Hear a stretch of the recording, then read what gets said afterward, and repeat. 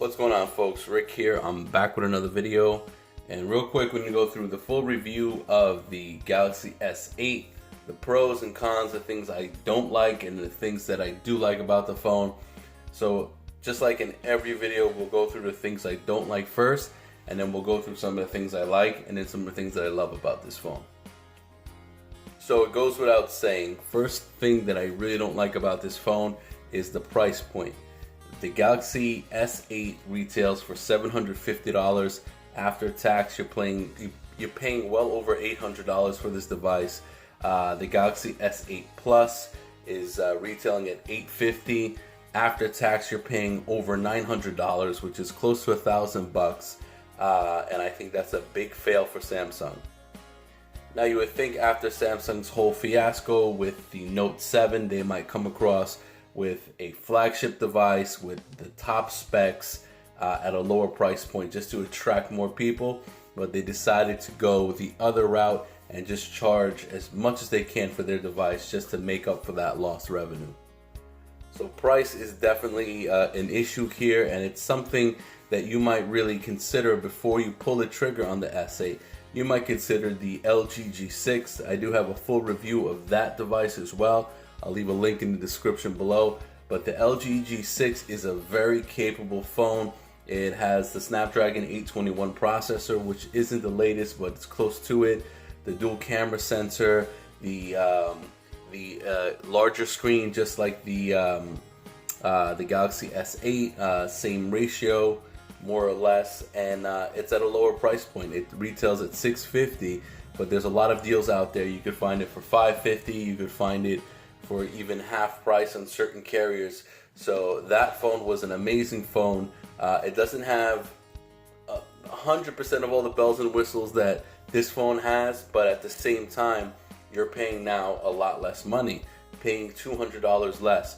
Or even if you go to some of the budget flagship devices where you can get a OnePlus 3T, which has 6 GB of RAM and it runs smoothly, and it's a great phone and it's an amazing budget phone for a fraction of the price. So that's something that you definitely have to consider. The price is one of the biggest issues I have with this phone. Alright, so my next issue here is actually the placement of the fingerprint sensor. It's kind of hard to see with the black phone. Now, I've been hearing a lot of stuff online, a lot of rumors in regards to this fingerprint sensor. Basically, Samsung was trying to use an embedded fingerprint sensor under the screen. They just weren't ready with it for the launch of this device. So they decided to put the fingerprint sensor on the back device, and it seems more like an afterthought. Smudging on the camera is definitely an issue if you're not used to the fingerprint sensor.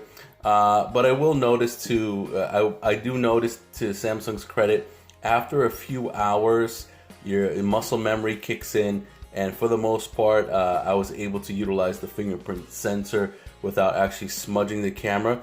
The only time it really became an issue for me is if I was changing fingers. So if I was using my right hand typically to unlock the phone, and then I went to my left hand because maybe I had something in my right hand, I started touching the heart rate sensor and it wasn't unlocking, obviously, and I thought there was something wrong with the sensor, but I had to realize that I was tapping the wrong side of the screen, the wrong side of the sensor, and at that point smudges and things of that nature started going across the camera. But it really wasn't that big of a deal. I typically unlock the phone with my right hand, so as long as I'm doing that, my index finger usually rests here, so I could just tap it right there and it will unlock the phone. So in regards to unlocking the phone, you have different ways to unlock your phone. Okay, so obviously you have your regular passwords, you have your patterns, just like in any phone. You have your fingerprint sensor, you have your iris scanner, and then you have facial recognition. Okay, so right off the gate, facial recognition goes away. I don't use it and I haven't been using it. It is a quicker means to unlock your phone, quicker than the iris scanner. However, people have posted videos online. If someone snaps a picture of you and shows it to your phone, it'll recognize your face and unlock your phone with just a picture of you. So that's really not a secure way of unlocking your phone. Next up, you have the iris scanner. So at first I was really utilizing the iris scanner. I'm going to show you some tricks and tips in regards to the iris scanner to make it unlock quicker. Some hidden tricks that Samsung doesn't have right out the gate. I'll show you guys that in a second. The iris scanner. So at first, at default, when you want to utilize the iris scanner, what you had to do was tap the screen to wake it, and then flip it up, and then you would get to this screen, which is obviously the iris scanner. So through the settings, actually let's go through it now. Hold on, let me unlock it. So through the settings, okay, we're gonna flip up, go to the settings. You're gonna go to lock screen and security. You're gonna go to iris scanner. You're gonna put in your pattern. All right, so if you look here on the back, it has iris unlock when screen is turned on. Okay, if you click that on, you'll skip the step of actually having to, once you tap the screen, you used to have to swipe up. Now you no longer have to swipe up. The light is on right there to try to read your iris. And I just did it and it's unlocked. So you're kind of skipping a step. It does make it a little bit quicker to use the iris scanner. From before, it was wake the phone, slide up, then scan. Now it's just wake the phone and it scans your iris. One thing I noticed about the iris scanner, which I did not like, and it made me go back to default fingerprint scanning, is if you're walking and you're trying to unlock your phone, you have something in your hand, you know, obviously the motion of moving up and down, your face moving side to side, I wasn't able to unlock my phone. It kept giving me false reads and I had to like stand still. So that might be a bit of an issue. So I wind up going back to the default fingerprint scanning. But now with that trick that I noticed right there, the trick that I showed you, it makes it a little bit easier. So I'm trying iris scanner again. I'll be doing an update video in regards to the Galaxy S8, and I'll let you guys know which form of unlocking my phone I actually stuck to. But right now it's either going to be fingerprint scanning or iris scanning, and that's your best bet. Now, one of the last things that I really don't like on this phone is the Bixby button. Okay, so Samsung has been touting the Bixby button for quite some time now, and basically the Bixby button is a button right here on the side. You'll tap it and it'll bring you straight to the Bixby cards and different things about your health and themes and things of that nature. You know, things that are going on in the world, sports scores and all that stuff. So basically, I don't like the fact that Samsung did not let you remap the Bixby button, okay? I'm not a big fan of the Bixby button, and I would like to be able to remap it. There was some software out there in the App Store to remap the button, but Samsung quickly sent out a patch because they really want you to use Bixby, so you cannot use that app to remap the Bixby button anymore. Okay, I really would hope that they would have put a setting in there to allow you to remap that button to whatever you want, camera quick launch or whatever the case may be. But right now, that's a dedicated Bixby button until someone figures out another way to remap it again. Okay, and again, there's certain things here I just wanted to show you guys because right off the bat, you know, you used to be able to take a screenshot by holding the home button and the volume down button. Now what you're going to do is actually hold the power button and the volume down button. Boom, and you're able to take a screenshot. So just some fun little facts of things that you might not know about the S8 right out of the box, but you know, stay tuned. We have more to come in regards to tips and tricks in regards to the S8, but that's just something for you guys to really know right out the gate, and so you know how to take a screenshot if need be. So I do have a case on my phone, which I do have a video on that as well. So let's take that off so we can see the phone in its full glory. And all right, guys, this is the Galaxy S8 in the black variant. All right, so let's go into the things that I definitely like about this phone. Well, one last thing. Obviously, it's a fingerprint magnet, but anyone that is purchasing a Galaxy or has had a Galaxy in the past knows about this issue, knows that it's going to be a problem. So usually you want to just keep your phone in the case or have a microfiber cleaning cloth with you at all times to basically make sure your device is clean and looking nice and fresh each time you use it. So the design of this device, I definitely do like it. I will be doing a versus video, the S7 Edge compared to the S8, and just comparing these two phones side by side. The S7 Edge, I always thought was a thin, capable phone, but next to this, that phone looks fat as hell. It looks really fat and chunky, and it's kind of like comparing it to an older model car, which was the latest and greatest, and then when the new model car comes out, you don't even want to look at it anymore. Similar point of view here. It is a lot more thinner width-wise, so it's not as thick. The S8 is a lot thicker. Height-wise, this might be a tad bit taller, but not by very much. So for the most part, you're getting a larger screen, you're getting smaller form factor. Hold on guys, I'm trying to unlock this. So you're getting a larger screen, you're getting a smaller form factor here, and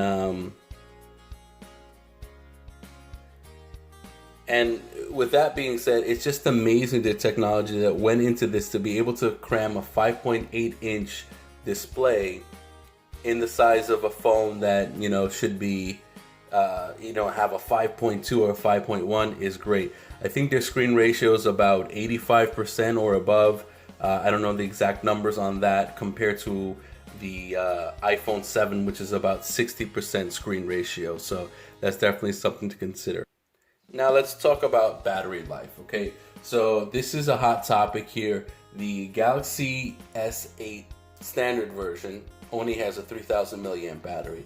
The Galaxy S8 Plus has a 3500 milliamp battery. So right off the bat, you would start saying, well, maybe I should get the Plus even though it costs more money because it has the bigger battery. But keep in mind, bigger battery with bigger screen. That bigger screen has more pixels to push.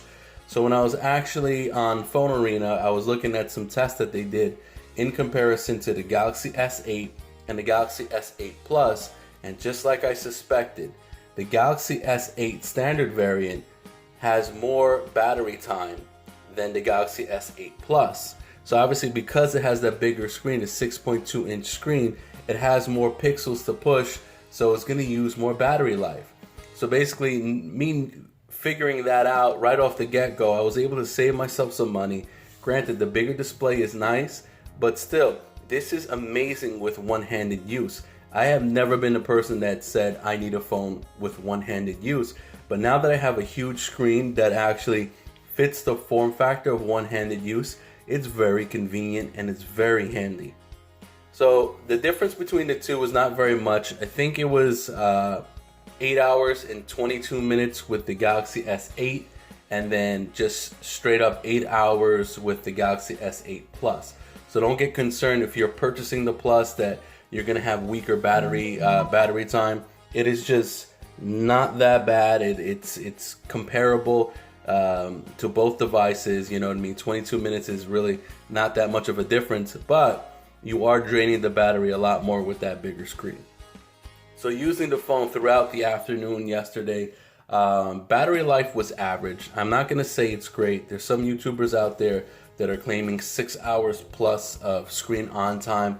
I'm not really seeing that. I used the phone for a full day, and just like most phones that have around a 3000 to a 3300 milliamp battery, you'll go from a full charge at 8-9 o'clock in the morning, and it'll get you through your whole afternoon till you get home at maybe about 9 o'clock at night, and you'll have to top off at that point. So definitely, you know, battery life could be great, but I understand Samsung taking the safe route after the whole Note 7 fiasco. So, but some of the pluses here is their fast charging. You know, you could put your phone on the fast charger from 0 and you'll wind up at 100% in about an hour and 10 minutes. So you could definitely top it off fairly quick, go in the shower, eat dinner, and your phone is fully charged. So it doesn't go without saying, one of the shining attributes of this phone is its actual display. You have their infinity display. This is what Samsung is calling it. They used to call it the Edge variant. One thing that they really did a lot better is false reads from your fingers or your palm touching the sides.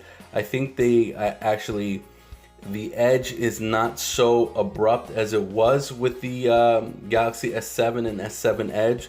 So you have a lot less chance of false reads and palm, your palm actually turning apps on and things of that nature. So it's definitely a plus, but this Edge display, my camera is not really doing it justice. This Edge display is amazing, and it's one of the shining attributes of this device. And I'll show you guys another thing while we're talking about the screen. I know there's a lot of videos out there in regards to this, but let's just try it out in case you haven't seen it. Boom, we'll launch a Galaxy commercial.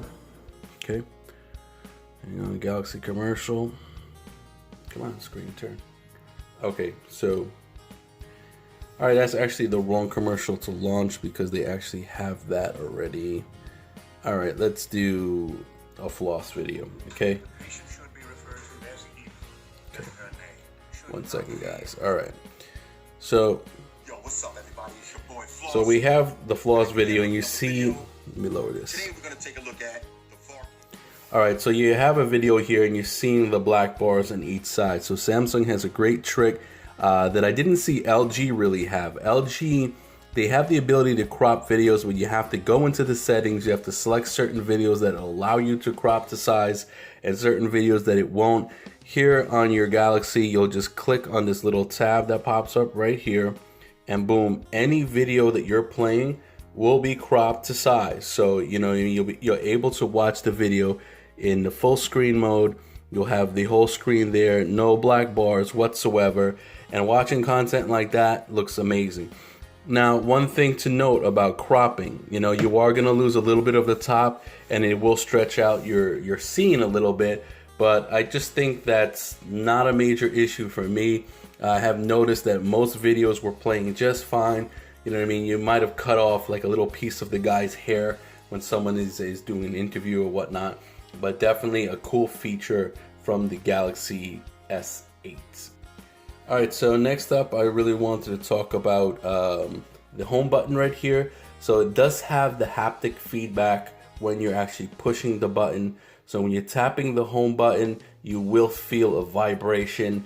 It does not feel like a click. A lot of people say it makes it feel like you're actually clicking a legit home button. It's not, it's more of a vibration. So you'll get like your phone vibrating every single time you tap that button. So that's definitely something cool, you know what I mean? It makes it not feel like just a regular on-screen button. That feedback is definitely letting you know that you're tapping the home button. Now, if I didn't mention already, there's 3 color variants being offered in the US. You might want to check your country or where you are if there's different color variants being offered.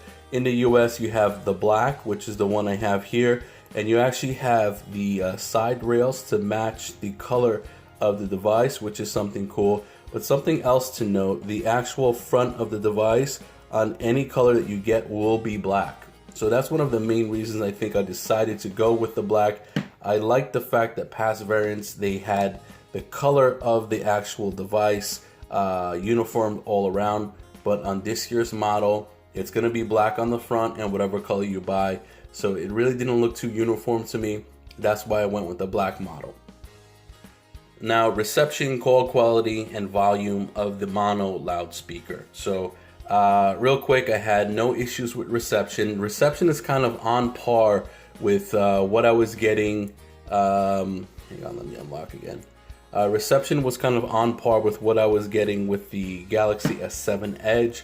The same areas that I had poor reception through T-Mobile, I had poor reception on this device. Nothing more, really nothing less. But reception, I'm gonna say, is good, decent to good. Now, a volume in the earpiece while making calls, again, it was on par with the Galaxy S7 Edge. I really didn't notice a substantial difference. And then also volume of the mono bottom firing speaker. Now, this is one of the next biggest issues I had with Samsung, is they continue to go with this mono bottom firing speaker. There was some rumors out there that this was going to be stereo speakers over here, and you're going to have stereo speakers from the headset, from the earpiece, and from the bottom. It is not. It is just a mono firing speaker, just like you get in past variants. I did notice that it was a little bit louder than the Galaxy S7 Edge, so let's do a quick video review. Hold on real quick, let's put on a music video. I don't know.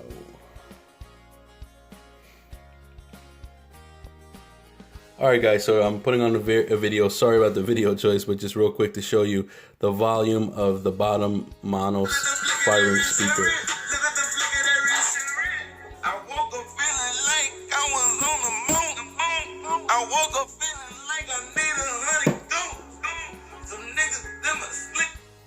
Alright, so the volume of it seemed to be a bit louder than last year's model. I'm not going to say it's substantially louder, but it's a little bit louder.